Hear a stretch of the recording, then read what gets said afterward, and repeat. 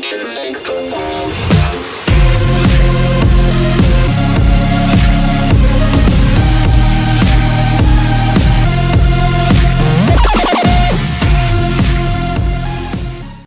guys, welcome to our first tutorial video. Today I'll be installing the Antec Kuhler 620 into my own media server.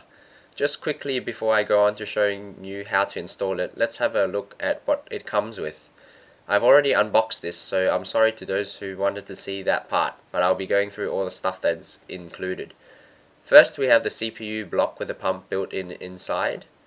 Coming out the top we get two wires, the first one for plugging into your motherboard's CPU fan header, and the second one for powering your radiator fan, which plugs in like so.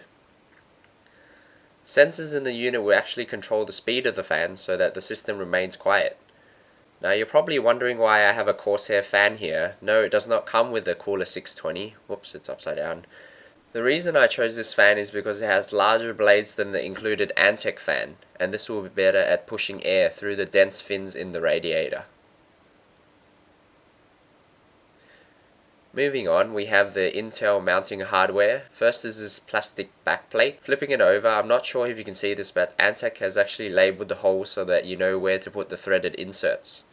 This cooler is compatible with 775, 1155 and 1366 sockets. Next up is the metal retention ring, which twists and locks into the notches around the CPU pump block like so.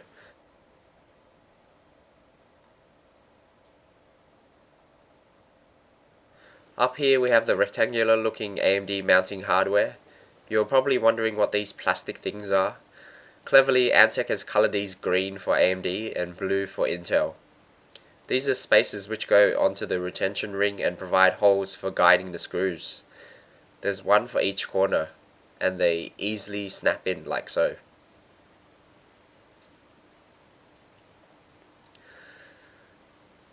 Since this computer is using socket 775, I have to make sure that the blue inserts are the right way around, otherwise the holes will not line up with the ones on the motherboard.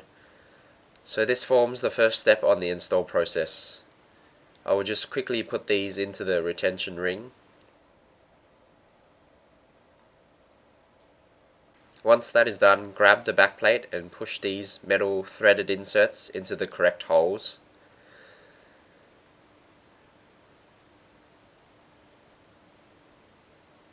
There are notches for them so that they don't spin when you tighten down the screws.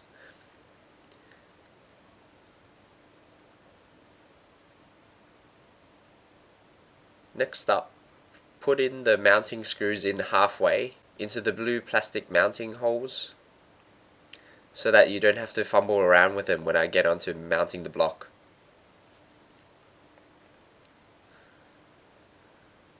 So that you can get a closer look at how this works, the ring has little bits that stick out and fit into these notches around the block. Flipping this over, you can also get a look at the nice shiny copper base plate. They twist and lock in like so.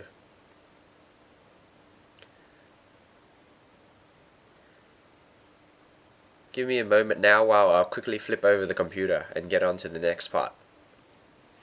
First thing you have to consider is where you're going to be putting the radiator. If you have a large case, then this shouldn't be much of a problem, but in this particular case, the Silverstone RL01 I reviewed earlier does not have enough clearance in the top, so I'll be putting it on the rear 120mm exhaust spot. I am now installing the 4 screws that will hold the fan and radiator together.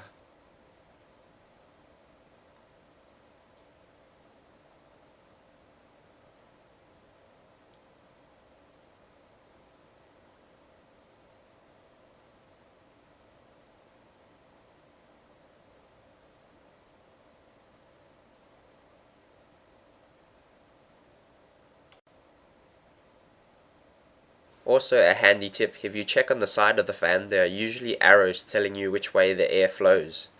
I want this to be exhausting hot air out of the back, so it will go in this way. It is a bit tricky lining up the 4 screws without pushing them back out, so bear with me here. Trust me, this is probably the hardest part of the installation process. Next up, grab the radiator and line up the holes with the screws. You can just let the block dangle somewhere in the case while you do this.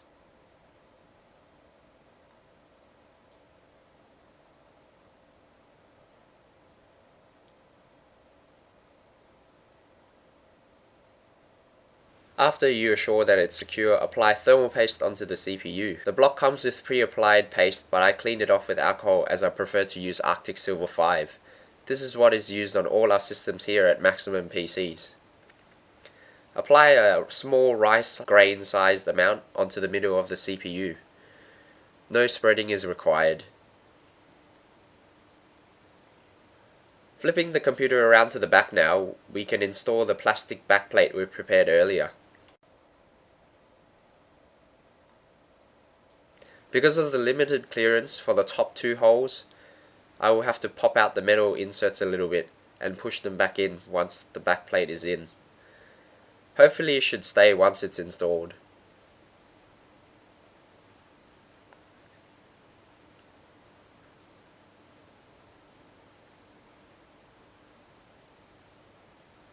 Now that we have the backplate installed, it's time to do the last step, which is installing the CPU block. One thing you have to consider is the orientation of the block as well as the tubing. Luckily, Antec has chosen to use flexible, kink-resistant hoses, and the joints on the CPU block swivel as well, making this pretty universal for pretty much all situations. After fitting the retention ring, always tighten down on opposite corners to ensure even pressure on the motherboard and CPU.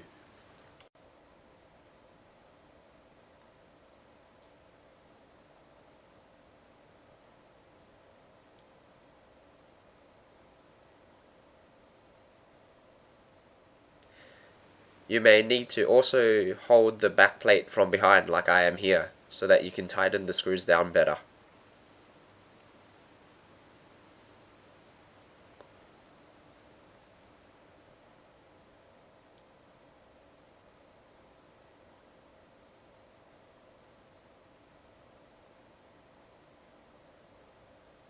Next, plug in the 3-pin cable to the CPU fan header on the motherboard.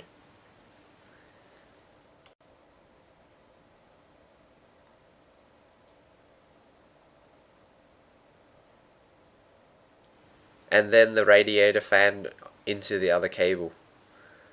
Finally, tuck away the cable somewhere so that they are not in the way. And there we have it. The Antec 620 cooler was very easy to install and provides excellent cooling while being quiet at the same time. As a bonus, this liquid cooling system will be included free on our Extreme Gaming 1 and 2 systems. Again, thank you for watching, and I hope this video helped some of you out there. If you enjoyed watching, be sure to subscribe to my channel and check back soon for more unboxings and reviews. For more information, be sure to visit maximumpcs.com.au, and I'll catch you next time. See ya!